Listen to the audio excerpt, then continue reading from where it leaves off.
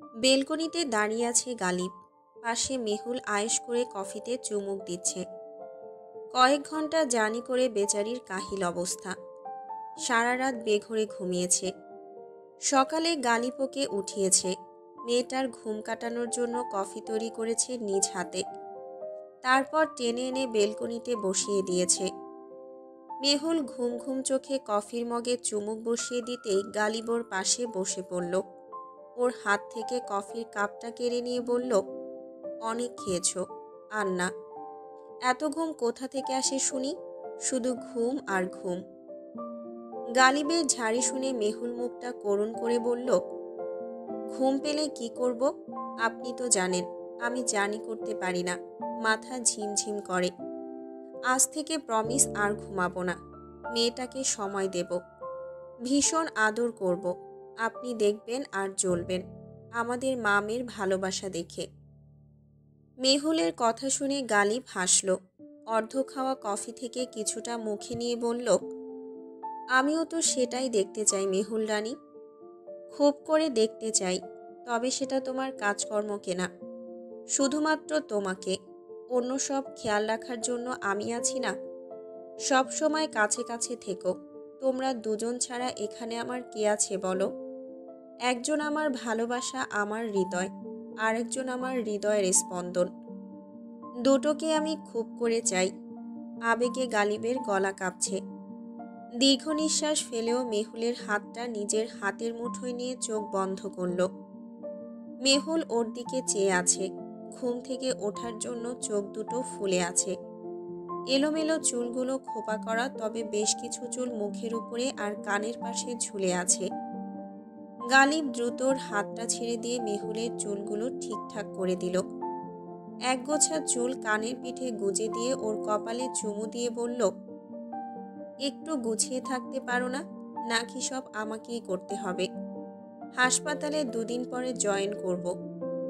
তখন কিন্তু খুব একটা সময় দিতে পারবো না। তাছাড়া তুমি জানো আমি কেমন ব্যস্ত থাকি। কোহিনূরের জন্য আপাতত শিডিউলের বাইরে কিছুই করব না। কিন্তু সেটা কতদিন? তারপর তো তোমাকেই দেখতে হবে। গালিবের কথা শুনে মেহুলের মুখে হাসি ফুটল। লোকটা ভালোবাসতে জানে।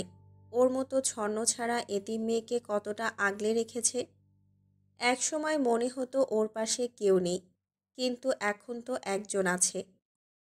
অসুস্থ মায়ের চিকিৎসা করতে গালিবের সঙ্গে পরিচয় হয়েছিল মেহুলের। হঠাৎ ভালোবাসা হয় না, তেমনি ওদের দুজনের মধ্যেও হঠাৎ করে ভালোবাসা হয়নি। প্রথমে মুগ্ধতা ছিল, সেটা ক্রমাগত ভালোবাসায় রূপ নিল। মেহুল সেটাকে পাত্তা দেয়নি। অসুস্থ মায়ের চিকিৎসা করতে গিয়ে নিজের কথা ভাবার সময় কোথায়? কিন্তু সেদিন হাসপাতালে যখন ওর মা শেষ নিঃশ্বাস ত্যাগ করলেন, সেই মুহূর্তে মেহুল পৃথিবী ভুলে গিয়েছিল। বিদেশ বিভুঁয়ে ওর সঙ্গে তখন কেউই ছিল না। বাবা ছোট থেকেই নিখোঁজ। মাকে নিয়ে ওর দুনিয়াদারি। প্রথম থেকে সবটা ভালো করে চললেও হঠাৎ ক্যান্সারে সব শেষ। হাসপাতালের কেবিনে যখন ও চিৎকার করে কেঁদেছিল, হঠাৎ দেবদূত হয়ে গালিব ওর মাথায় হাত রেখেছিল। অল্প দিনের পরিচিত সুদর্শন যুবকের বুকে সেদিনও অনায়াসে নিজের দুঃখ বিলিয়ে দিয়েছিল। ওর মায়ের দাফন শেষে গালিব সেদিন রাতেই ওকে বিয়ে করে নিজের করে নিয়েছিল। ভালোবাসার প্রকাশ প্রথমেও নিজেই করেছিল। মেহুল শুধুমাত্র সেটাকে মাথা নাড়িয়ে সাড়া দিয়েছিল। তারপর থেকে কখন আর ওর জীবনে ভালোবাসার অভাব হয়নি। গালিব ওকে আগলে রেখেছে। কথাগুলো ভেবেই মেহুল গালিবের কাঁধে মাথা রাখল।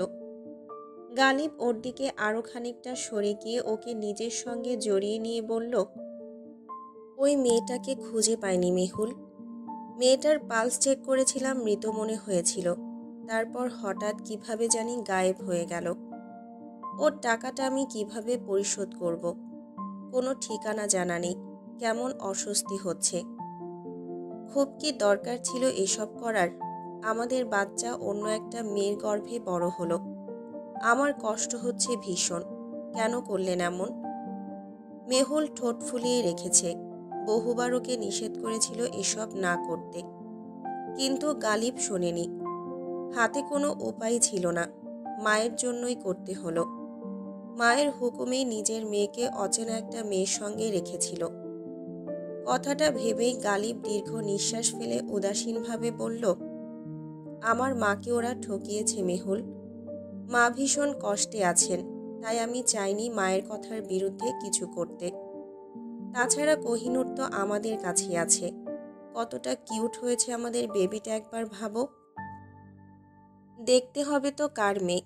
মেহুল যেমন কিউট, মেহুলের বাবুও তেমনই কিউট। আচ্ছা, অরিত্রির কোনো খোঁজ নিয়েছেন? কোহিনূরকে ও কিন্তু কয়েকদিন দেখাশোনা করেছে। মেয়েটা অতটাও খারাপ না যতটা আপনি ভাবেন। রিজু ওকে ব্যবহার করেছে। বোকা মেয়ে, বুঝতেই পারিনি।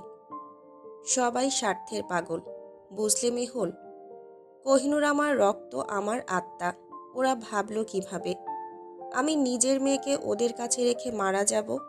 আমার মেয়ের সুরক্ষার জন্য প্রথমেই আমি উকিল পাঠিয়েছিলাম, যাতে অর্থের কথা ভেবে ওকে 2 দিন দেখাশোনা করে। হাসপাতালে যখন আমি অসুস্থ হওয়ার নাটক করছিলাম, তুমি ওকে ছবিগুলো পাঠিয়েছিলে। ভালো মানুষ হলে অসুস্থ মানুষের সঙ্গে এমন আচরণ করতে পারত? গালিবের কণ্ঠ থেকে রাগ ঝরে পড়ছে। মেহুল ওকে শান্ত করতে বলল, কিন্তু সবটা তো আপনার সাজানো ছিল। ছবিগুলো দেখে ও এমন রিয়্যাক্ট করবে সেটা আপনি আগে থেকেই জানতেন। তবুও কেন এমনটা বললেন? ডাক্তার বলে কি 4 তার লাশ নিজের মতো করে ফেলবেন? এটা কিন্তু ঠিক না। আপনি যে মৃত এটা কিন্তু কোর্টে প্রমাণিত। এখন কি হবে? গালিব বাঁকা হেসে বলল, আমার ডেথ সার্টিফিকেট কে দিল মেহুল? হাসপাতাল থেকে লাশ পাওয়ার পর ওরা কি এসব চেক করেছে? নাকি উকিলের সঙ্গে কথা বলেছে? কিছুই বলেনি। আসলে আমি ছিলাম ওদের কাছে সোনার ডিম পাড়া হাঁসের মতো। ভেবেছিল আপদ মারা গেছে, সবটা এবার আমাদের হবে। কিন্তু হলো সব উল্টো। রিজু শিকদার প্রথম থেকেই পরিকল্পনা করেছিল নিজের গার্লফ্রেন্ডের সঙ্গে আমার বিয়ে দিয়ে আমার সব কিছু হাতিয়ে নেবে। ওরা তো জানে না আমি সবটা জানতাম। মেনুকা শিকদার আমার মায়ের সঙ্গে যেটা করেছে, রিজু সেটা আমার সঙ্গেই করতে চেয়েছিল। নিজের স্বামীর সঙ্গে হাত মিলিয়ে আমার মায়ের জীবনটা নষ্ট করেছে। এখন সমাজের কাছে আমাকে নিজের ছেলে হিসেবে পরিচয় করিয়ে দিয়ে মহান সাজার নাটক করছে। এতেই কি সব সমাধান হয়ে যাবে? আমার নানুর পালক মেয়ে ছিলেন মেনুকা শিকদার। গালিব এইটুকু বলে থামল। মেহুল অবাক হয়ে তাকিয়ে আছে।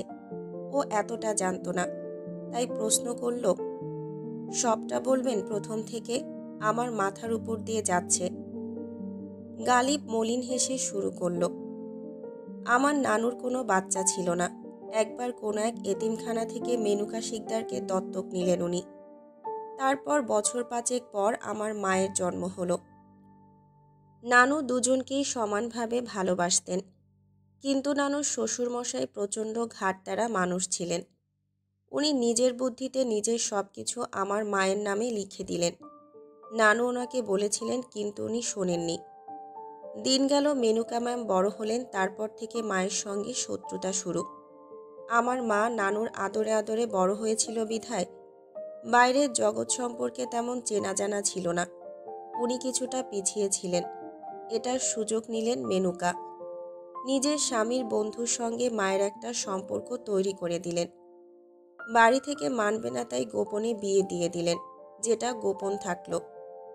কিছুদিন পর আমার বাবাকে ওনারা ষড়যন্ত্র করে মেরে ফেলেন। ততদিনে আমি মায়ের গর্ভে। চারিদিকে লোকজন কি বলবে না বলবে এসব বলে উনি আমার মাকে ভয় দেখাতে শুরু করলেন। যেহেতু গোপন বিয়ে, তাই কোনো ডকুমেন্টস নেই। উনি মাকে মানা করে নিজেই নানুর কাছে সত্যি গোপন করে সত্যি মিথ্যা মিক্সড করে বলে দিলেন। নানু সেটা সহ্য করতে পারলেন না, হার্ট অ্যাটাক করে মারা গেলেন। মেনুকা ম্যাম সেটার সুযোগ নিয়ে মায়ের মন গলিয়ে ফেললেন। বললেন, চিন্তা নেই, এই বাচ্চা আমার নামে লোকে চিনবে। যতদিন বাচ্চা না হচ্ছে ততদিন মাকে লুকিয়ে রাখার দায়িত্ব ওনার, আর সেটাই করলেন। কিন্তু আমার মা হয়তো বুঝেছিলেন কঠিন ঝামেলায় জড়িয়ে গেছেন। যেহেতু সব সমস্যাই সম্পত্তি নিয়ে, তাই আমি যেমন কোহিনূরের নামে সবটা লিখে দিয়েছি, উনিও তাই করলেন। আমি তো আগে জানতামও না মেনুকা ম্যাম আমার নিজের মা না। আমার মাকে দেশের বাইরে রেখে দিলেন। তারপর আমাকে ব্যবহার করে মায়ের সব সম্পত্তি দখল করলেন। আমি যখন বড় হলাম একদিন সবটা পরিষ্কার হলো। মায়ের সঙ্গে যোগাযোগ করলাম। তখন থেকে যা করেছি মায়ের সঙ্গে পরিকল্পনা করেই করেছি। আমি কারো ক্ষতি করিনি। শুধু নিজের যা কিছু ছিল ওদের থেকে কৌশলে নিজের করে নিয়েছি। আর কোহিনূরের বিষয়টা, এটার বিষয়ে আমি সত্যিই কিছুই জানি না। গালিব আরও কিছু বলতে চাইল কিন্তু পারল না। কক্ষ থেকে বাচ্চার কান্নার আওয়াজ আসছে।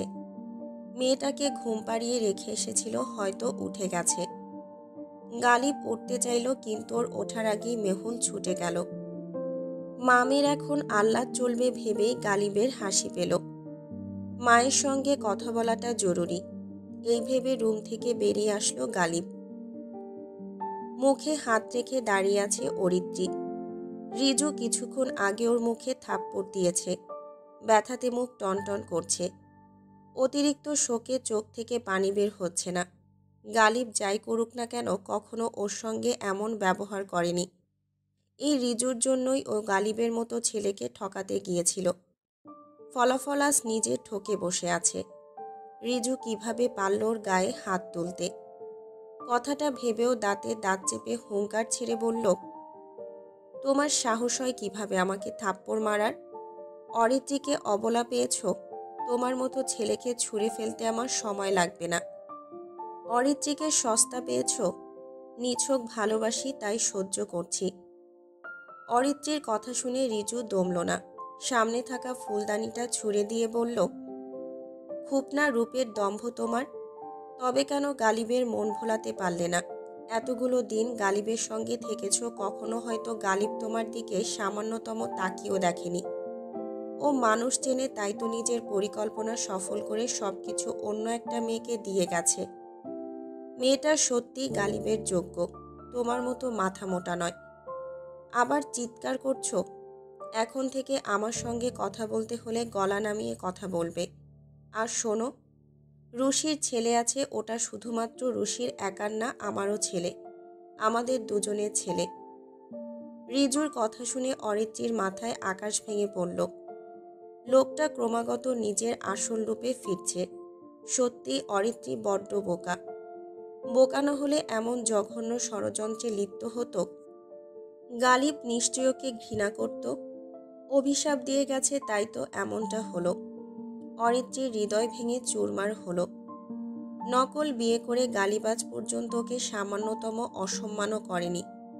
আর এই লোকটা দুটো দিন না যেতেই এমনটা করছে। তবে বাকিটা দিন কেমন যাবে? অরিত্রী কিছুতেই লোকের সঙ্গে থাকবে না, নিজের মতো আলাদা হয়ে যাবে। কিছুদিন পরও ইউনিভার্সিটিতে জয়েন করবে। তখন ওর মতো হাজারো রিজু ওর পায়ের কাছে গড়াগড়ি খাবে। কিন্তু ওর মন তো এখনো গালিবের বিরহে শোকর করছে। লোকটা ভীষণ ভালো ছিল। কোথায় গেলে ওনাকে আবার পাওয়া যাবে ভেবেই ও ফ্লোরে ধূপ করে বসে পড়ল। কাউকে ঠকালে যে নিজেও ঠকতে হয় এটা জানা ছিল না। নিজের হাতে বদনাম ডেকে নিয়েছে। বাবা মায়ের কাছে ফিরে যাওয়ার মুখ নেই। ওকে চুপচাপ কাঁদতে দেখে রিজু হুঙ্কার ছেড়ে বলল, যা কিছু হয়েছে সবটা তোমার বোকামির জন্যই হয়েছে। তোমার জন্য আমি সব কিছু হারালাম। মা আমাকে ভুল বুঝেছে। তোমাকে আমি ছাড়ব না। কি ভেবেছ তোমাকে এমনি এমনি ছেড়ে দেব? এতই সোজা? দেখো তোমার সঙ্গে কি কি হয়, সবটা চেয়ে চেয়ে দেখো। রিজু হুমকি ধামকি দিয়ে বেরিয়ে গেল। নিজেদের জালে নিজেরাই ফেঁসে গেছে। কিভাবে বেরিয়ে আসবে ভাবতে পারছে না। গভীর রজনী, নির্জন কক্ষ। মেহুলের কোলের মধ্যে ঘুমিয়ে আছে কোহিনূর। গালিব এক হাত মেহুলের গায়ের উপরে রেখে আগলে রেখেছে। তিনজন মোটামুটি ঘুমের মধ্যে তলিয়ে আছে। কক্ষে আবছা আলো বিরাজ করছে। হঠাৎ একটা ছায়ামূর্তির উদয় হলো। ছায়াটা বেলকুনি থেকে সোজা কোহিনূরের পাশে এসে থামল। হামু হয়ে ওর মুখের দিকে তাকিয়ে বাঁকা হাসল। কিছু একটা ভেবে তুলে নিল মেয়েটাকে। তারপর সোজাসুজি বাইরে এসে বেলকুনি থেকে নিচের দিকে লাফিয়ে পড়ল। ভোররাতে বাচ্চার কান্নার আওয়াজ শুনে গালিবের ঘুম ভাঙল। দ্রুত উঠে আশেপাশে তাকিয়ে বুঝতে পারল কোহিনূর বিছানায় নেই। ও আর সময় নষ্ট করল না। এক লাফে বিছানা থেকে নেমে দৌড়ে বাইরে বেরিয়ে আসলো। দোতলা বাড়ির সামনে ছোটখাটো একটা সুইমিং পুল, একপাশে ছোট্ট বাগান। পুলের পাশে ফ্লোরে শুয়ে হাত পা নেড়ে কোহিনূর চিৎকার করছে। গালিব দৌড়ে গিয়ে মেয়েকে তুলে নিল। কপালে চুমু দিয়ে বুকের সঙ্গে নিয়ে আশেপাশে তাকিয়ে দেখল, একটুর জন্য পানিতে পড়েনি। মেয়েটা কক্ষে ছিল আর কক্ষের দরজা ভেতর থেকে বন্ধ ছিল। তবে কে ওকে নিয়ে এসেছে বুঝতে পারল না। কেউ তো একজন এনেছে, কিন্তু কেন এনেছে? গালিব সামনে এগিয়ে যেতেই দূরে একটা চকচকে বস্তুতে ওর নজর আটকে গেল। মেয়েকে বুকের সঙ্গে নিয়ে বস্তুটা হাতে তুলে নিল। কোনো মূল্যবান পাথর, যেটা সামান্য আলোতে রোশনি ছড়াচ্ছে। হঠাৎ ওকে অবাক করে পাথরটা ওর থেকে ছুটে গিয়ে শূন্যে ভাসতে শুরু করলো। আকাশ কালো মেঘে ঢেকে গেল। পুলের সাইডে লাইট ছিল, সেটাও নিভে গেল দপ করে। পাথরের আলোতে আলোকিত হলো চারিদিক। গালিব ডাক্তার মানুষ, এসবে ওর বিশ্বাস নেই, কিন্তু আর চোখের সামনে এমন দৈব ঘটনা দেখে ঘাবড়ে গেল। মেয়েকে নিয়ে অতি দ্রুত স্থান পরিবর্তন করতে হবে ভেবে ও পিছিয়ে আসতে চাইল, কিন্তু পারল না। পাথরটা ক্রমাগত ওদের দিকে এগিয়ে আসছে। গালিব এবার মেয়ের মুখের দিকে তাকিয়ে চমকে উঠল। মেয়েটা ভয়ের বদলে হাসছে। হয়তো রঙিন আলো দেখে ভালো লাগছে। গালিব বেশিক্ষণ ভাবতে পারল না। দৌড়ে আসলো বাড়ির দিকে, কিন্তু তখনই বাঁধল আরেক বিপত্তি। মাটির সঙ্গে ওর পা আটকে গেল, কিছুতে আর নড়াচড়া করতে পারল না। উজ্জ্বল রঙের নীলাভ পাথরটা ততক্ষণে ওদের নিকটবর্তী হয়ে গেছে। গালিব চোখ বড় বড় করে দেখছে। পাথরটা এভাবে হাওয়ায় কিভাবে ভাসছে ওর মস্তিষ্কে আসছে না। মনে হচ্ছে পালাতে হবে, কিন্তু সেটাও সম্ভব না। অতিরিক্ত মানসিক উত্তেজনাতে চিৎকার করতে ভুলে গেল। শরীর মৃদু মৃদু কাঁপুনি দিচ্ছে। নিজের থেকেও মেয়েটার জন্য কষ্ট পাচ্ছে। পাথরটা কোহিনূরের মুখের সামনে এসে ঘুরতে ঘুরতে ওর মধ্যে মিলিয়ে গেল। সেই সঙ্গে চারিদিকে আবারও লাইট জ্বলে উঠল।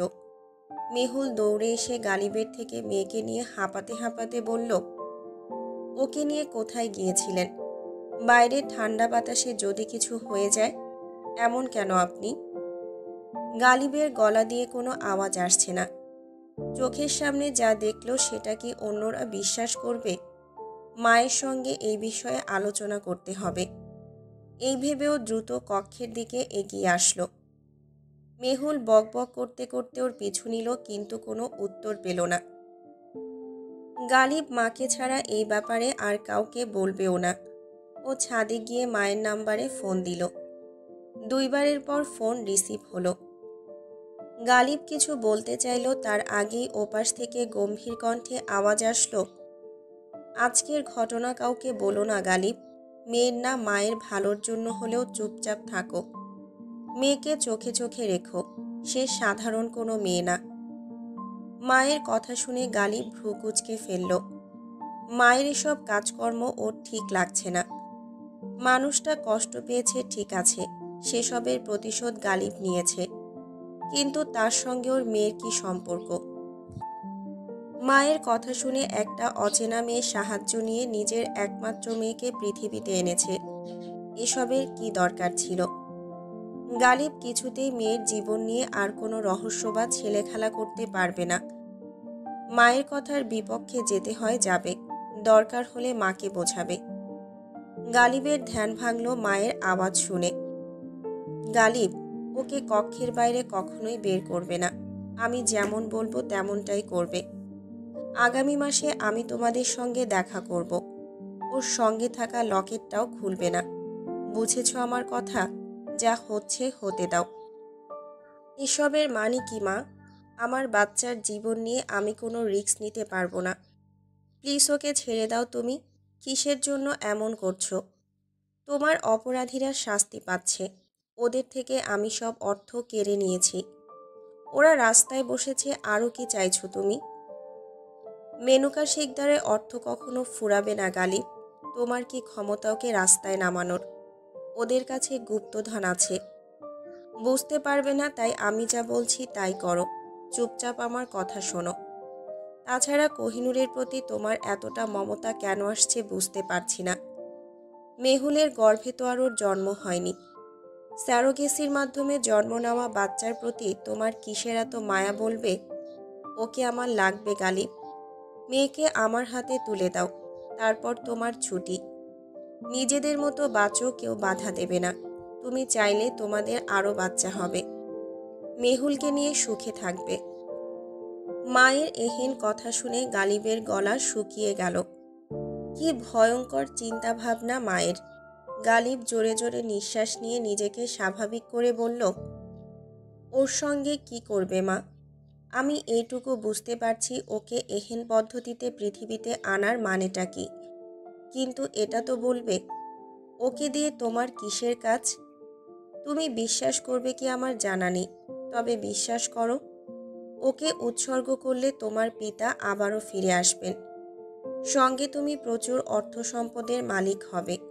পৃথিবীতে তোমার প্রতিদ্বন্দ্বিতা করবে এমন মানুষ একটাও থাকবে না। তোমার আয়ুষ্কাল বৃদ্ধি পাবে। আমরা সকলেই সুখে শান্তিতে আজীবন পৃথিবীতে বসবাস করব। বাবা মায়ের জন্য এইটুকু করতে পারবে না গালিব? গালিবের শরীর কেঁপে হাতটা নড়ে উঠল। ফোনটা কান থেকে পড়ে যেতে গিয়েও পড়ল না। রেলিংয়ের সঙ্গে ঠেস দিয়ে দাঁড়িয়ে কোনো রকমে বলল, আমি রাখছি এখন। গালিব ফোন রেখে নিজেকে স্বাভাবিক করে নিল। মাকে সঠিক পথে ফিরিয়ে আনাটা সম্ভব নয়। অনেকখানি সে এগিয়ে গেছে, কিন্তু মেয়ের জীবনও কিছুতেই নষ্ট হতে দেবে না। মেয়েটার হাসি কান্না সবটা ওর আত্মার সঙ্গে মিশে গেছে। 1000 বছর না একদিন মেয়েকে বুকে নিয়ে বাঁচবে, তবুও শান্তি। মায়ের এসব পাগলামিও মানবে না। কথাটা ভেবেও হন্তদন্ত হয়ে নেমে আসলো। ফোন লাগালো এয়ারপোর্টে পরিচিত এক ফ্রেন্ডের কাছে। বলে দিল রাতের মধ্যে 2টো টিকিট রেডি করতে। আজকের মধ্যেও মায়ের ধরাছোঁয়ার বাইরে চলে যাবে। মায়ের কাছে পর্যাপ্ত পয়সা আছে। তাছাড়া ওনার দেখাশোনার জন্য লোকের অভাব হবে না। কিন্তু মেয়েটার কিছু হলে ওর কি হবে? এত বড় পাপও বাবা হয়ে করবে না। গালিব কক্ষে ফিরে বলে দিল সব রেডি করতে। আজকের মধ্যেই দেশ ছাড়বে। উন্মুক্ত মূর্তির সামনে চোখ বন্ধ করে বসে আছে প্রহেলিকা। মেজাজ প্রচণ্ড খারাপ, কিছুতেই কাজে মন দিতে পারছে না। গালিব কথা রাখিনি, স্ত্রী কন্যা নিয়ে হারিয়ে গেছে। ওকে খুঁজতে খুঁজতে কতগুলো বছর পেরিয়ে গেছে। ওর ডান পাশে বসে আছে ওনার দ্বিতীয় স্বামী অ্যালেক্স লয়েড। বোন যখন ওকে জার্মানিতে পাঠিয়ে দিয়েছিল তখনই লোকটার সঙ্গে ওর পরিচয় হয়েছিল। লয়েড ওকে জাদুবিদ্যার সঙ্গে পরিচয় করিয়েছে। সেই থেকে চলছে দুজনের কালো জাদুর উপাসনা করা। এই শহরের নামকরা এক পরিবারের কাহিনী জেনেও আরও কিছুটা ভরসা পেয়েছে। ভেবেছিল ছেলের কন্যাকে উৎসর্গ করেই ক্ষমতাপ্রাপ্তি ঘটবে, কিন্তু কিছুই ঘটেনি। উল্টো এই বয়সে এসে বিয়ে করতে হলো। এই লয়েডের সম্পর্কে ওর তেমন একটা ধারণা ছিল না। এখন যতটা আছে, লোকটার আরও স্ত্রী সন্তান আছে, যারা এই শহরেই থাকে। অর্থের অভাব নেই, তবুও কি প্রয়োজনে এসব করে ওর জানা নেই। লোকটা কৌশলকে নিজের দলে টেনেছে। ঘন্টার পর ঘন্টা তপস্যা করে। শুধু বলেছিল কোহিনূরকে পেতে সাহায্য করলে উনি যা চাইবেন তাই পাবেন। মহিলা মানুষ, বুদ্ধিজ্ঞানের যথেষ্ট অভাব ছিল বলেই ফাঁদে পড়তে অসুবিধা হয়নি। কিন্তু এরপর কি হবে ভেবে উনি চোখ খুলে বললেন, সত্যি কি কোহিনূর বলতে কোনো পাথর আছে পৃথিবীতে? কি কি ক্ষমতা আছে এই পাথরের? প্রহেলিকার কথা শুনে ভদ্রলোক ভ্রুকুচকে বিরক্তি নিয়ে বললেন, ওটা সাধারণ কোনো পাথর নয়। ওর ক্ষমতা তুমি কল্পনাও করতে পারবে না। একবার যদি ওটা পেতাম তবে বুঝতে পারতে। আমরা নতুন করে কোহিনূর পাওয়ার চেষ্টা করব। নতুন ছক তৈরি হচ্ছে। আবারও কোনো নবজাতকের প্রয়োজন পড়বে। তুমি শিওর গালিবের কন্যার মধ্যে কোনো দৈবযোগ ঘটেনি? তাছাড়া আমি ডায়েরি পড়েছি, ওখানে উল্লেখ আছে কোনো সাধারণ মানুষের গর্ভে জন্ম নেওয়া বাচ্চার মধ্যে কোহিনূরের শক্তি আসবে না। সুলতান পরিবারের কাছে সর্বশেষ কোহিনূর ছিল। তারপর থেকে কোহিনূর উধাও। আমি জানি ওই মূল্যবান পাথরটা আবারও ফিরিয়ে আনা সম্ভব। লয়েডের কথা শুনে প্রহেলিকা চিন্তিত হলো। সেদিন রাতে গালিবের কথা না শুনেই বলেছিল আজকের ঘটনা কাউকে না বলতে, কিন্তু সেদিন আদৌ কিছু ঘটেছিল কিনা ওর জানা হয়নি। অতিরিক্ত বুদ্ধিমান হলে যা হয় আর কি। এখন কথাটা লয়েডকে বললে ওর উপরে হুমকি ধামকি দেবে, তার চেয়ে চুপচাপ থাকাটাই ভালো। এই বুড়োর জন্য গালিবকে হাতছাড়া করতে হয়েছে। রাগে ওর কপালের রগ দপদপ করে উঠল। মনে মনে ভাবল, এসব কালো জাদুর অস্তিত্ব সত্যি আছে কিনা জানা নেই, তবে তোমার সম্পত্তি আমার চাই যে অ্যালেক্স লয়েড। তোমাকে রাস্তায় নামাতে আমি এখানেই থাকব। খুব দ্রুতই তোমার রাজ্যপাট আমি দখল করব লয়েড। নারীকে বোকা ভাবার বোকামি করে ভুল করেছ মূর্খ। এবার হাড়ে হাড়ে বুঝতে পারবে আমার ক্ষমতা কতখানি। মাথা নিচু করে রাস্তায় দাঁড়িয়ে আছে কোহিনূর। হালকা তুষারপাত হচ্ছে। রাস্তার দুই দিকে ঘন জঙ্গল। ইউনিভার্সিটি থেকে ফেরার সময় ইচ্ছে করে গাড়ি থেকে নেমেছিল, তারপর রাস্তা ভুলে গেছে। গালিব কিছুতে ওকে একা কোথাও যেতে দিতে চায় না। আজ সঙ্গে সুইটি আসেনি, তাই এই ভোগান্তি। সঙ্গে ফোনটাও নেই। কিভাবে বাড়িতে ফিরবে এই ভেবে মনের মধ্যে ভয় বাসা বাঁধল। ছলো ছলো চোখে আশেপাশে তাকিয়ে ঢোক গিলল। হঠাৎ তুষারের জন্য রাস্তায় গাড়ি চলছে না। তাছাড়া এটা বাড়ির রাস্তাও হয়তো না। কাঁধে থাকা ব্যাগটা নিয়েও দৌড়ে সামনে এগিয়ে গেল। গাছের পাতায় বরফ জমতে শুরু করেছে। কিছুক্ষণের মধ্যে হয়তো রাস্তায় চলাফেরার উপযোগী থাকবে না। প্রচণ্ড শীত করছে, জমে যাওয়ার মতো অবস্থা। মুখের নেকআপটা তুলবে ভেবেও তুলতে পারল না। বাবার কড়া হুকুম, বাইরে বোরখা ছাড়া চলাফেরা করা যাবে না। এটা নিয়ে বন্ধুদের সঙ্গে প্রায়ই কথা হয়। ইউনিভার্সিটিতে বোরখা ম্যাম বললে ওকে সবাই চিনে যায়। কোহিনূর কিছুই মনে করে না। বাবাকেও প্রচণ্ড ভালোবাসে। ওনার কথার বাইরে কিছু করার ইচ্ছে ওর নেই। কথাগুলো ভাবতে ভাবতেও দৌড়ে গেল, কিন্তু বেশি দূর পারল না। হাঁপিয়ে যাচ্ছে, বোরখার সঙ্গে পা জড়িয়ে যাচ্ছে। হঠাৎ একটা গাছের ডাল ভেঙে পড়ার আওয়াজ শুনে ওর বুকের মধ্যে ধপ করে উঠল। কোহিনূর দাঁড়িয়ে পড়ল। পেছনে ফিরে দেখল রাস্তার উপরে গাছ ভেঙে পড়েছে।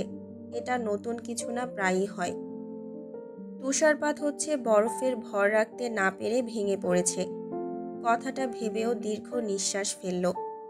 ঠিক তখনই খেয়াল করল গাছের গুড়ির পেছনে একজোড়া কালো চোখ ওর দিকে চেয়ে আছে। কি প্রখর সেই দৃষ্টি! কোহিনূর ঢোক গিলল। বিড়বিড় করল, ওটা কি? তবে বাঘ নাকি অন্য কিছু? এই জঙ্গলে এমন হিংস্র জন্তুর অস্তিত্ব আছে কিনা ওর মনে পড়ছে না। তবে কিছুক্ষণের মধ্যেই যে শিকারীর হিংস্র থাবার শিকার হতে চলেছে, বুঝতে আর ওর বাকি রইল না। দৌড়াদৌড়ি করলে এই জন্তুর সঙ্গে পারবে না, তবুও শেষ চেষ্টা ভেবে দম নিয়ে ছুট লাগালো।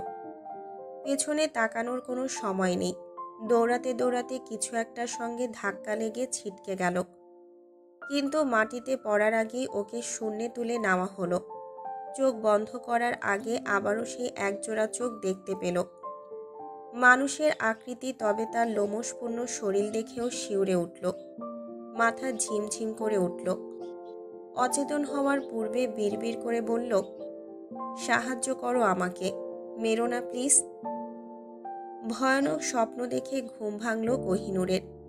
ছোটবেলাতে বাবার সঙ্গে ঘুরতে গিয়ে একবার বিপদে পড়েছিল। সেখানে দেখা একজোড়া চোখ কিছুতেই ওর পিছু ছাড়ে না। প্রায়ই স্বপ্নে এসে ভয় দেখিয়ে চলে যায়। কোহিনূর ঢকঢক করে পানির গ্লাস থেকে পানি খেয়ে নিল। পাশে সুইটি নেই। মেয়েটা কোথায় আছে কে জানে। সারাক্ষণ শুধু মাথায় ওর বদবুদ্ধি ঘোরে। কোহিনূর বিছানা থেকে নামতেই হুড়মুড় করে সুইটি ভেতরে প্রবেশ করল। মুখে অমায়িক হাসি। হাতের জুসের গ্লাসটা ওর দিকে এগিয়ে দিয়ে বলল, নূর, এটা তোমার। আমি নিজে তৈরি করেছি, শুধুমাত্র তোমার জন্য। এটা খাও আর আমাকে সাহায্য করো। কোহিনূর গ্লাসটা নিয়ে ভ্রু নাচিয়ে বলল, কি সাহায্য শুনি?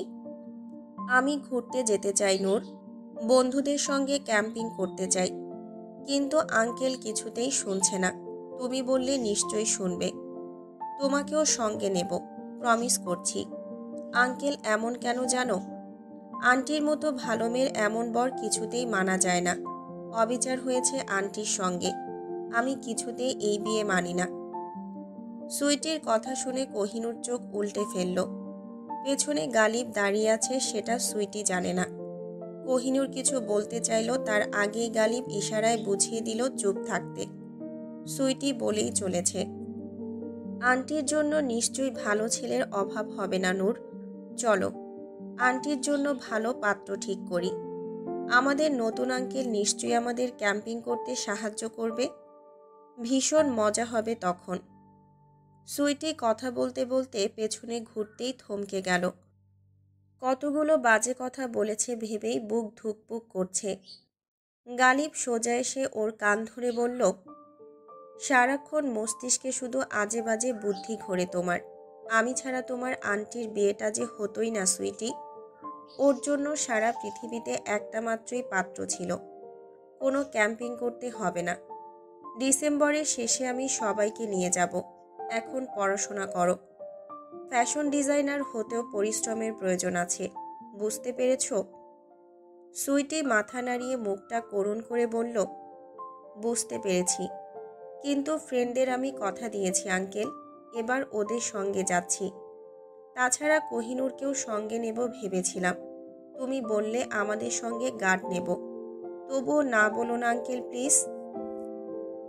গালিব না বলতে চাইল, তার আগেই মেহুল মিষ্টি করে হেসে বলল, নিশ্চয়ই যাবে সুইটি, আমি লাগেজ গুছিয়ে দেব। তুমি নূরকে নিয়ে খেতে আসো। উনি সারাক্ষণ মানুষ কাটাকুটি নিয়ে ব্যস্ত থাকেন, এসব ওনার বোঝার বাইরে। গালিব ধমক দিতে চাইল, কিন্তু মেহুল কোনো পাত্তাই দিল না। বাচ্চাদের সঙ্গে অবিচারও কিছুতেই মানবে না। সারাক্ষণ মেয়ে দুটো ঘরবন্দি থাকে। একটু ঘুরলে আহামরি কোনো ক্ষতি হয়ে যাবে না। কথাগুলো ভেবেও বেরিয়ে গেল। গালিব দীর্ঘ নিঃশ্বাস ফেলে রুম থেকে বেরিয়ে আসতে চাইল, ঠিক তখনই ওর ফোনটা বেজে উঠল। গালিব ফোনটা কানে দিতেই ওপাশ থেকে ভেসে আসলো, মর্গে নতুন লাশ এসেছে, দ্রুত আসুন। গালিব ফোন রাখল। কিছুদিন ধরে এটাই হয়ে আসছে। নতুন নতুন লাশের উৎপত্তি হচ্ছে, যাদের শরীরে বিন্দুমাত্র ক্ষতচিহ্ন নেই, তবুও মৃত। মৃত্যুর কারণ জানাও সম্ভব হচ্ছে না।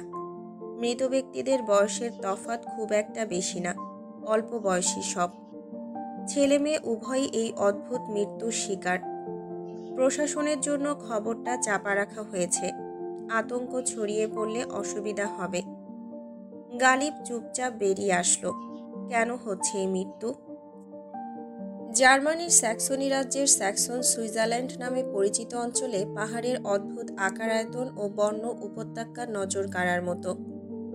জার্মানির পূর্বাঞ্চলে চেক প্রজাতন্ত্রের সীমান্তে এলবে নদীর যাত্রাপথে বেলে পাথরের এই পর্বতমালা ট্রেকারদের স্বর্গ হিসেবে আকর্ষণীয়। সুইটি আর কোহিনূর ফ্রেন্ডদের সঙ্গে প্রথমবার এখানে এসেছে। যদিও অনেক রিস্ক, কিন্তু সুইটির জন্যই আসতে হয়েছে। মেয়েটা পাহাড় পছন্দ করে, পূর্বের অভিজ্ঞতা আছে। সেখানে কোহিনূর একদম আনাড়ি। গভীরে যাবে না, লোকালয়ের কাছাকাছি থাকবে, এটা সেটা বুঝিয়েই বাসা থেকে বের হয়েছে। কোহিনূর অবাক হয়ে চারিদিকে নজর ঘুরিয়ে চলেছে। পাহাড়ি অঞ্চলে প্রথমবার এসেছে। বাবা মা বারবার বলে দিয়েছে সাবধানে থাকতে, তবে সুইটির লাফালাফি দেখে বোঝাই যাচ্ছে কোনো নিয়মকানুন মেনে চলাফেরা করতে হবে না। কোহিনূর ভয় পাচ্ছে, সঙ্গে অস্বস্তিতে পড়ছে বারবার। সুইটির ফ্রেন্ড লিস্টের আকার বেশ বড়সড়, 15 জনের বিশাল দল। তার মধ্যে এক ছেলে ওকে কারণে অকারণে দেখছে। বিষয়টা ওর ভালো লাগছে না। যদিও এরা বেশ ভালো স্বভাবের, তবুও মন খুঁতখুত করছে। পাহাড়ের উপরে মোট 5টা তাঁবু খাটানো হয়েছে।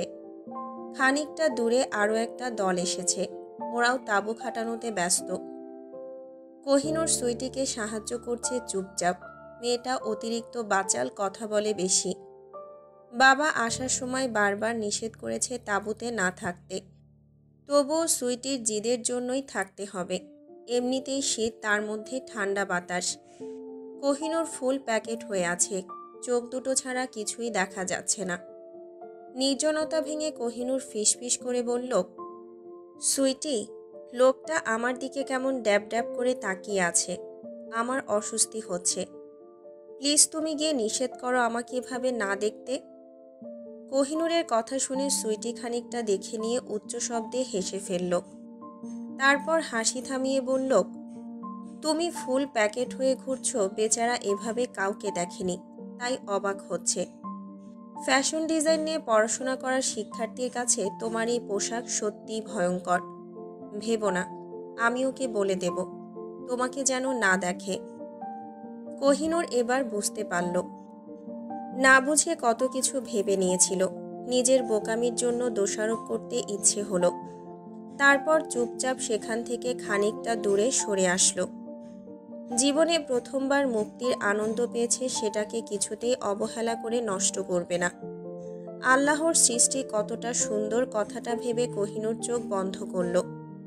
কিছুক্ষণ এভাবে পার হলো। দূর থেকে বাতাস ভেসে আসছে। হঠাৎ সেই বাতাসের সঙ্গে কারো কাতর মাখা যন্ত্রণা ভেসে এসে ওর কর্ণকুহরে আঘাত করল। কোহিনূর চমকে উঠে চোখ খুলল। আশেপাশে কেউ একজন কষ্ট পাচ্ছে। কোহিনূর খাদের দিকে এগিয়ে আসলো। চারিদিকে নজর ঘুরিয়ে দেখল, কিন্তু কাউকেই দেখা যাচ্ছে না।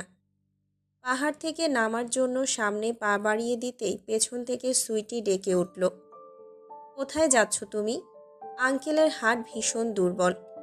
তোমার কিছু হলে কিন্তু ওনাকে বাঁচানো সত্যিই অসম্ভব। ফিরে চলো তাঁবুতে। আজ বিশ্রাম, তারপর যত ইচ্ছা ঘোরাঘুরি হবে।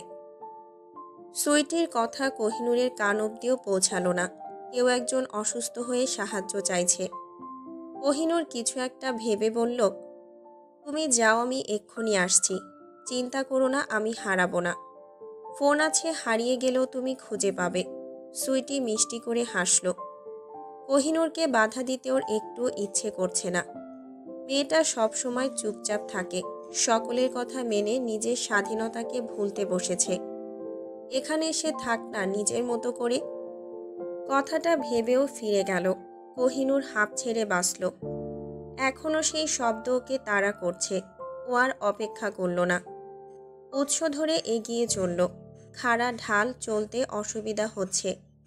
এলাকাটা পর্যটকদের জন্য উন্মুক্ত, অহরহ মানুষ আসছে যাচ্ছে। অনেক বাঙালিও আছে, কিন্তু অদ্ভুতভাবে এদিকটাতে কোনো পর্যটক নেই। পশ্চিম আকাশে সূর্য ঢুলুঢুলু করছে, কিছুক্ষণের মধ্যেই ডুবে যাবে।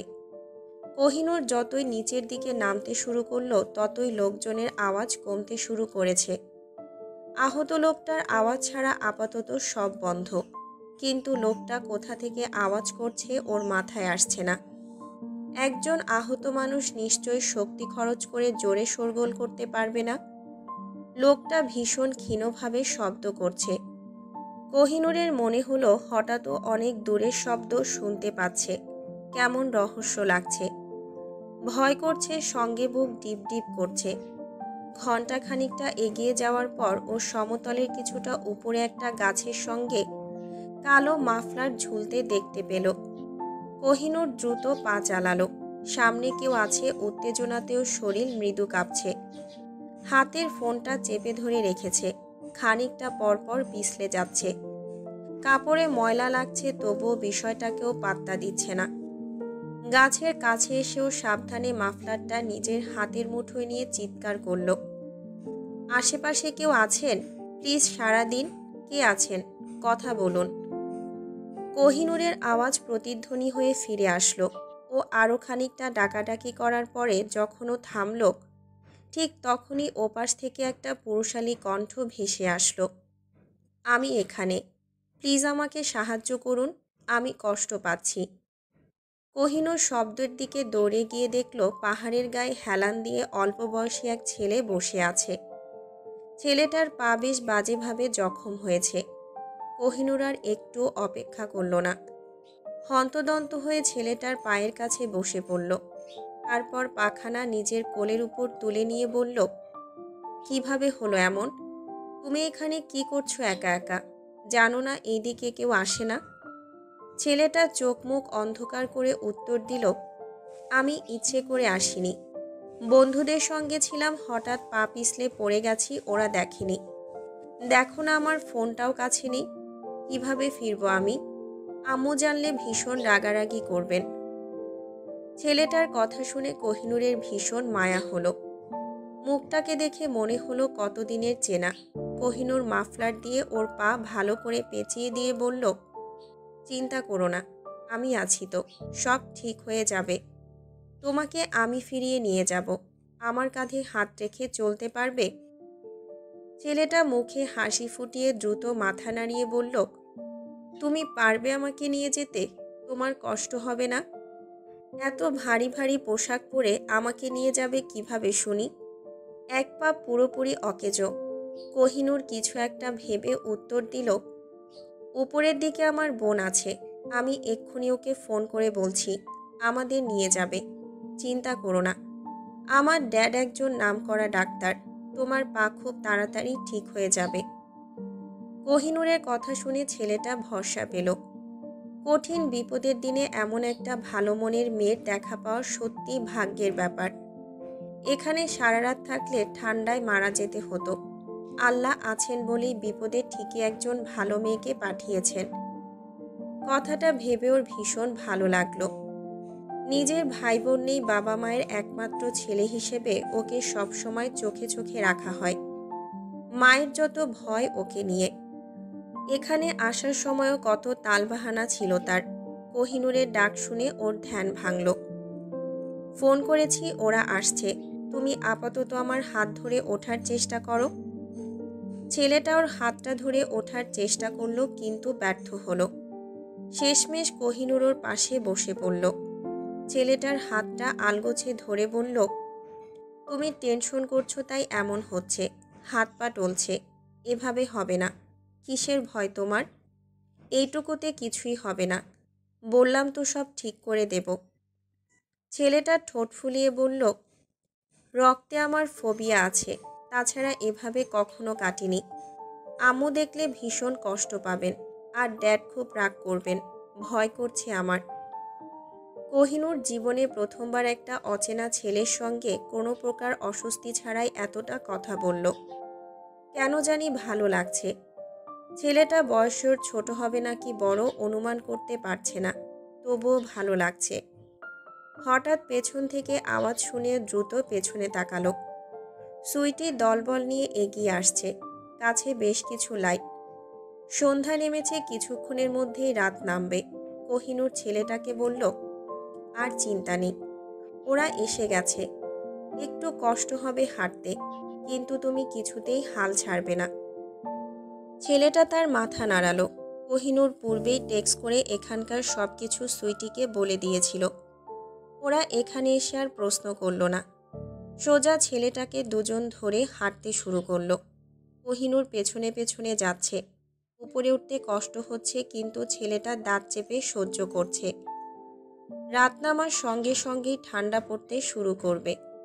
তাঁবুতে ফিরতে 1 ঘন্টা রাস্তা, ওদের 2.5 ঘন্টা লেগে গেল। কোহিনূর নিজ হাতে পানি গরম করে ছেলেটার পা ড্রেসিং করলো। কাছে ব্যথার ওষুধ ছিল, ওটা দিয়ে বাবার থেকে ফোন করে শুনে নিল কি কি করতে হবে। খাবার ছিল, সেটাও খেতে দিয়ে ওদের কাছে শুতে বলে বাইরে গেল। কোহিনূর ছোট থেকে যেখানে নিজের খাবার পর্যন্ত মায়ের হাতে খেয়ে এসেছে, সেখানে একদিনের চেনাই ছেলেটার প্রতি এতটা মমতা দেখে সুইটি বিস্মিত। কোহিনূর নিজেও হতবাক, তবুও কিছুই বলল না। আজকে রাতটুকুর ঘুম হবে না। ছেলেটার মাথার কাছেই বসে থাকবে। কাটাছেঁড়া অনেক। গালিব বারবার বলে দিয়েছে জ্বর আসবে, তাই ও সচেতন থাকবে। এত কিছুর মধ্যে ওর একবারও খেয়াল হলো না ছেলেটার পরিচয় বা নাম ওর জানা নেই। তবে ওর বন্ধুদের কাছে খবর পাঠানো হয়েছে, সকালেই ওরা আসবে। ঠান্ডার মধ্যেও অস্থির হয়ে ঘামছে গালিব, মস্তিষ্কে কাজ করছে না। বহুকাল আগের করা একটা ঘটনা বারবার চোখের সামনে ভাসছে। হাসপাতালের মর্গে এখনো 5টা লাশ রাখা আছে। সাধারণত প্রাণীর রক্তের রং লাল হয়, কিন্তু অদ্ভুতভাবে এই 5 ব্যক্তির রক্তের রং সাদা। পৃথিবীতে খুব কম মানুষ আছে যাদের রক্ত সাদা বর্ণের হয়। এই 5 ব্যক্তির নাম পরিচয় জানা যায়নি। একদম বেওয়ারিশ, তাই এখানেই রাখা আছে। তদন্ত চলছে। দফায় দফায় পোস্টমর্টেম করেছে, কিন্তু ফলাফল শূন্য। গালিব বুঝতে পেরেছে এই 5 ব্যক্তির জন্ম কখনো এক রাষ্ট্রে হয়নি। এদের পোশাক আর গায়ের রং দেখে কিছুটা অনুমান করেছে। গালিবের আপাতত সেদিকে কোনো নজর নেই। ওর ভাবনায় শুধু আজ কোহিনূর ঘুরছে। বহুকাল আগের একটা ভুলোকে ভোগাচ্ছে। হাতে ডিএনএ টেস্টের রিপোর্ট, যেখানে উল্লেখ আছে কোহিনূরের সঙ্গে ওর ডিএনএর কোনো মিল নেই। কিন্তু কিভাবে এমনটা হতে পারে? স্যারোগেসি করেছিল নিজের হাতে এক অভিজ্ঞ ডাক্তারের সঙ্গে পরামর্শ নিয়ে। বিভিন্ন ঝামেলার কারণে কোহিনূরের জন্মের পর রিপোর্ট করা হয়নি, কিন্তু এখন সেটা অদ্ভুতভাবে সামনে এসেছে। এমনটা কেন হলো? সেদিন যখন মা ওকে বাচ্চার কথা বলেছিল, গালিব কিছু না ভেবেই রাজি হয়েছিল। তারপর প্রসেস শুরু হওয়ার আগে যখন অদ্ভুতভাবে একটা মেয়ের সঙ্গে ওর হাসপাতালে দেখা হয়েছিল, মেয়েটার মুখ বোরখা দিয়ে আবৃত ছিল। মেয়েটা টাকার জন্য ওকে সাহায্য করতে রাজি হয়েছিল, কিন্তু আজ অবধি কোনো টাকাই নেয়নি। তবে কি মেয়েটা ওকে ঠকিয়েছে? নিজের বাচ্চাকে ওর কাছে রাখার জন্য এত তালবাহানা? কোহিনূরের জন্ম রহস্য কী তবে? গালিবের মাথায় নানা রকম চিন্তা ভাবনার উদয় হচ্ছে। মেয়েটাকে কতটা আদর যত্ন দিয়ে মানুষ করেছে, কখনো ভাবেনি সে ওর নিজের না। গালিব ভাবল, রক্তের সম্পর্কটাই কি সব? এই কঠিন সত্যিটা আমি জীবন থাকতে কাউকে বলবো না। কোহিনূর শুধুমাত্র গালিবের মেয়ে। পৃথিবী ধ্বংস হোক, তবুও গালিবের সত্যিটা প্রাণ থাকতে স্বীকার করবে না। সূর্যের আলো চোখে পড়তেই কোহিনূরের ঘুম ভাঙল। ছেলেটা ঘুমিয়ে আছে এখনো। কোহিনূর ওর মাথায় হাত রেখে জ্বর চেক করে বেরিয়ে আসলো। বাইরে থেকে শোরগোল শোনা যাচ্ছে। হয়তো ছেলেটার বন্ধুরা চলে এসেছে। কোহিনূর ওদেরকে দেখে ছেলেটার কাছে গিয়ে বসল। মৃদু কণ্ঠে ওকে ডাক দিয়ে বলল, ওরা এসে গেছে। বাইরে গিয়ে দ্রুত ভালো ডাক্তার দেখাতে হবে। উঠে যাও প্লিজ। ছেলেটা একটু একটু করে চোখ খুলল। জ্বরের জন্য চোখ দুটো লাল হয়ে আছে। পাটা বেশ ফুলে গেছে, হয়তো ভেঙে গেছে। কোহিনূর ওর হাত ধরে উঠতে সাহায্য করল। মুখটা শুকিয়ে আছে দেখে কোহিনূরের ভীষণ মায়া লাগছে। কফির কাপটা ওর দিকে এগিয়ে দিয়ে বলল, এভাবে আর কখনো একা একা কোথাও যাবে না। তুমি এখনো অনেক বাচ্চা। কোহিনূরের কথা শুনে ছেলেটা হাসল। কফির মগে মুখ ডুবিয়ে উত্তর দিল, তোমার থেকেও বড় আমি। আম্মুর মতো সুযোগ পেয়ে আমাকে উপদেশ দিচ্ছ? আমি একদম ঠিক আছি। এক্ষুনি দৌড়াতে পারবো। তোমার কথা আমার সারা জীবন মনে থাকবে। তুমি না থাকলে আমার অস্তিত্ব পৃথিবী থেকে বিলীন হতে সময় লাগতো না। আল্লাহর প্রেরিত কোনো দেবদূত হয়ে আমাকে বাঁচিয়ে দিয়েছ। যদি কখনো সুযোগ হয় আমি তোমার জন্য নিজের জীবন বাজি রাখতেও পিছনে যাব না। কোহিনূর ভ্রু কুঁচকে ফেলল। ছেলেটার জন্য যা করেছে সবটা নিজের অজান্তেই করেছে। কিছু পাওয়ার আশা করেনি। ওর কাতর কণ্ঠটা যখন শুনেছিল পাগলের মতো ছুটে গিয়েছিল। হৃদয়ের টান ছাড়া কিছুই ছিল না। কথাটা ভেবেও উত্তর দিল, আল্লাহ চেয়েছেন তাই তোমাকে সাহায্য করেছি, নয়তো তোমার কণ্ঠ আমি এতটা দূর থেকে কখনোই শুনতে পেতাম না। সবটা কেমন যেন রহস্য। যাই হোক, তুমি দ্রুত এখান থেকে চলে যাও। নিজের খেয়াল রেখো। ছেলেটা মাথা নাড়িয়ে ওর থেকে বিদায় নিয়ে তাঁবু থেকে বেরিয়ে আসলো। ওর বন্ধুদের অনেকেই দাঁড়িয়ে আছে, ওদের সঙ্গে গিয়ে মিলল। কোহিনূর ওদের বাই বলে কিছু একটা ভেবে দ্রুত ছুটে গেল। ততক্ষণে ওরা কিছুটা এগিয়ে গেছে। কোহিনূর চিৎকার করে জানতে চাইল, তোমার নামটা বলে যাও ছেলে। ছেলেটা পেছন ফিরে ওর মতোই চিৎকার করে উত্তর দিল, সুলতান আলফা ফারুকী, বাবা সুলতান জুবায়ের ফারুকী। রাজধানীতে আসলে অবশ্যই দেখা হবে। ছেলেটা হাত নাড়তে নাড়তে দৃষ্টির অগোচরে চলে গেল। কোহিনূর বিড়বিড় করে উচ্চারণ করল, সুলতান জুবায়ের ফারুকী।